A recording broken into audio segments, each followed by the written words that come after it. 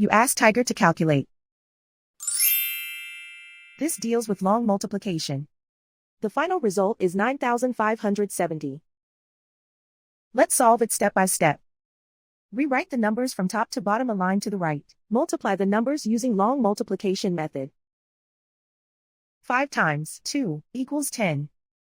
Because the result is greater than 9, carry the 1 to the tens place. 1 plus 8 times 2 equals 17. Because the result is greater than 9, carry the 1 to the hundreds place.